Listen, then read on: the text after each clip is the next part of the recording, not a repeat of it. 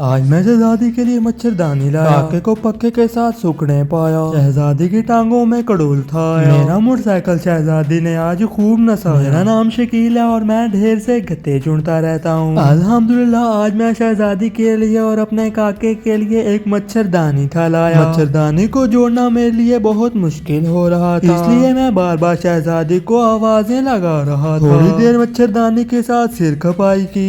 इतनी देर में भी शहजादी की मुझे कोई खबर ना थी। शहजादी को ढूंढने के लिए मैं घर में फेरे डालने लगा। तो से लेके थलो ताई सारा घर मैंने था लबा। लबने को इंग्लिश में क्या कहते हैं? मैंने तो पढ़ा था कि इसे हाइड एंड सीक कहते हैं। जैसे ही शहजादी को ढूंढने के लिए मैं बाहर था, बूहे के अंदर शहजादी ने स्कूटर मारा और सीधा अंदर बढ़ाया। मैंने शहजादी से पूछा कि कितने दफा हो गई थी। शहजादी ने कहा कि तेरे इस प्यो दे विच पेट्रोल पवान में गई सी। मैंने शहजादी को कहा एक बार अंदर आ, तेरे वास्ते एक बड़ा सोना सरप्राइज हैगा। जो ही शहजादी अंदर घर के किली के साथ उसने चाबी थी लटकाई। शहजादी को मैंने अपनी मच्छरदानी थी दिखाई। शहजादी ने कहा तेरी माँ मच्छरदानी नहीं है, बच्चों के खेलने वाला टेंट है। मैंने शहजादी को कहा रात को मच्छर काटते हैं। शहजादी ने कहा कि मच्छर हमेशा गंद पे ही आते हैं। ये सुन के मैंने शहजादी के मुंह पे सीधा पैप था मारा। पैप ने तो शहजादी का मत्था ही सुजा डाला। पैप लगने से शहजादी को बहुत ज्यादा गुस्सा भी था। इसके बाद शहजादी ने मुझे बहुत ज्यादा फक्कड़ भी सुना डाला। फक्कड़ को इंग्लिश में क्या कहते हैं? हम दोनों मियाँ बीवी तो साहिवाल में रहते हैं। जैसे कैसे मैंने शहजादी को मना लिया।